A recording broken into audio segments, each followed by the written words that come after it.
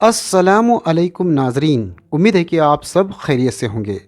आज मैं आपको दिखा रहा हूँ हिंदुस्तान का एक मशहूर और अजिंक्य ऐसा समंदरी किला जो मुंबई महाराष्ट्र से सिर्फ 150 किलोमीटर पर मौजूद है।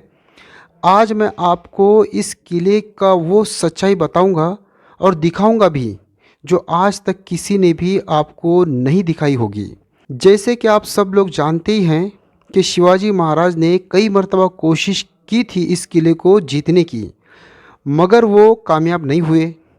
फिर संभाजी महाराज ने भी बहुत जी जान से कोशिश की थी, मगर वो भी कामयाब नहीं हो सके। फिर मुग़लों ने भी कोशिश की, अंग्रेज़ों ने और पुर्तगीज़ भी कोशिश करते रहे, मगर कोई भी इस किले को जीतने में कामयाब नहीं हो सका। आखिरकार ये किला मुल्क के आज़ादी तक सिद्दी नवाबों के पास ही रहा। 3 अप्रैल 1948 के बाद ये किला हिंदुस्तान में शामिल कर लिया गया। आखिर सवाल ये पैदा होता है कि मुरूड जंजीरा के सिद्दी नवाबों के पास ऐसी कौन से हथियार थे और ऐसी कौन सी ताकत उनके पास थी जिसकी वजह से हिंदुस्तान की बड़ी बड़ी हुकूमतें भी मुरूड जंजीरा जीत नहीं सकी। कुछ लोगों ने इस किले के अजिंक्य रहने को चारों तरफ गहरा समंदर को कारण बनाया है, और कुछ लोगों ने इस किले की मजबूत तटबंदी और इस किले की बनावट की को कारण बताया है। और कुछ लोगों ने बताया है कि इस किले का दरवाज़ा किसी को नज़र ही नहीं आता था। ऐसी और भी बहुत सारी बातें इस किले के अजिंक्य रहने की बताई गई है, मगर ये सारी बातें आधा सच है। इस किले के अजिंक्य रहने का असल कारण किसी ने बताया नहीं, और वो कुछ और ही है। उसी को मैं इस वीडियो में बताने की कोशिश करने वाला हूँ। तो आपसे गुजारिश है कि आप इस वीडियो को आखिर तक ज़रूर देखें, और यहाँ से आप ज़रा गौर से देखें कि जो लोग ये बताते हैं कि ये किला बीच समंदर में है, सब लोग यही बताते हैं, लेकिन आज मैं आपको यही बताने वाला हूँ कि इस किले के अजय होने के पीछे कारण ये बीच समंदर में होना नहीं है। देखिए, यहाँ से लोग टिकट लेके नीचे उतरते हैं, ये सीढ़ियाँ दिख रही हैं। अब देखिए यहाँ से ये किला कितने किलोमीटर दूर है, अंदाज़ करिए आप। मेरे ख्याल से यहाँ से ये 10 किलोमीटर के अंदर ही है, इससे ज़्यादा ये किला दूर नहीं है। अब मैं जूम कर रहा हूँ इसलिए आपको नज़दीक नज़र आ रहा होगा। यहाँ से देखेंगे तो आपको ये इतना ही नज़र आएगा। देखो, सीढ़ियाँ से यहाँ से उतरते हैं और यहाँ से जहाज़ में बैठ के यहाँ से जाते हैं, तो यहीं से लोग वीडियो बनाते हैं। और यहाँ से उनका ये कहना सही है कि यहाँ से किनारे से ये 10 किलोमीटर है। लेकिन मैं आपको आज इस गांव में लेके जाऊंगा और एक ऐसी जगह लेके जाऊंगा जहां पर से ये किला आपको 10 किलोमीटर दूर नज़र नहीं आएगा, और यहाँ से सच में आपको इसका दरवाज़ा भी नज़र नहीं आ रहा है।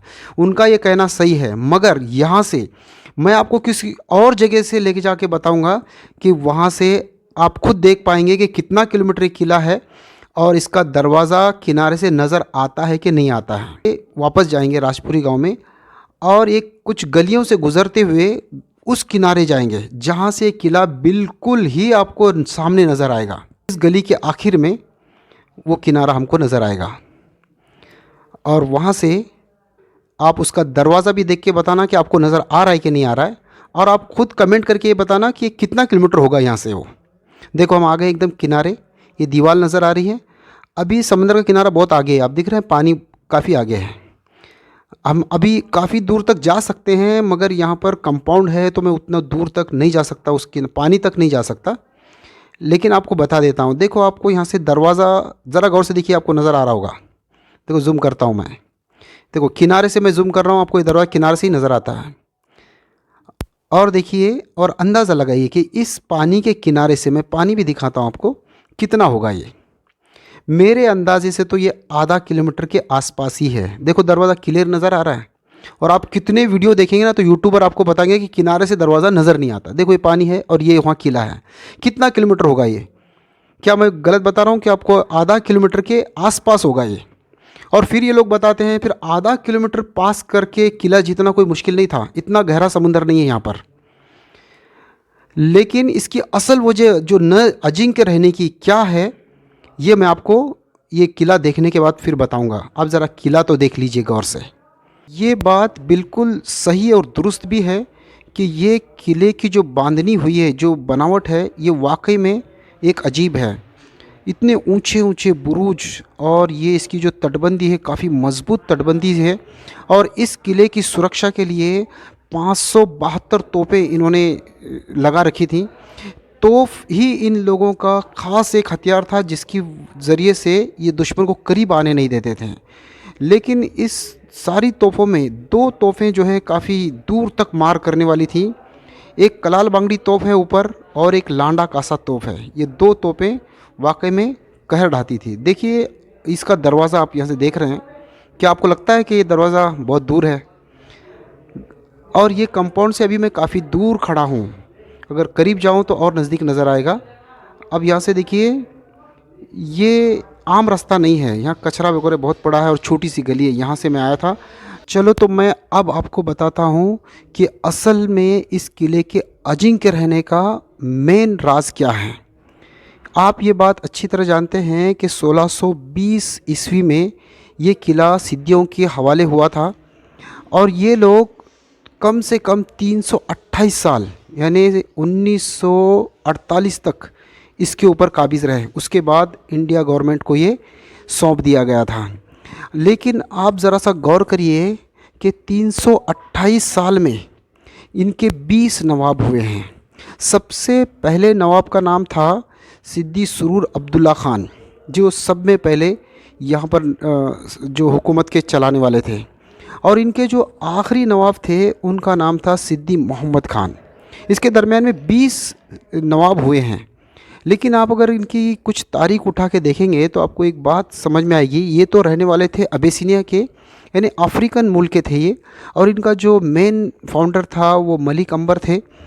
और ये हुकूमत चलाने का इनका कोई एक अंदाज़ ऐसा है जो आपको किसी हुकूमत में नज़र नहीं आएगा, कि ये लोग जब भी एक नवाब का इंतकाल हो जाता या वो फौत हो जाता, तो दूसरा नवाब जो ये लोग चुनते थे तो वो मशवरे से चुनते थे, यानी जमहूरी तरीके से, यानी प्रजा की राय से चुनते थे। जहाँ पर बाप के बाद बेटा वाला सिस्टम नहीं था, जैसे मुग़लों के पास रहा है या शिवाजी महाराज के हुकूमत में भी रहा है कि बाप के बाद बेटा।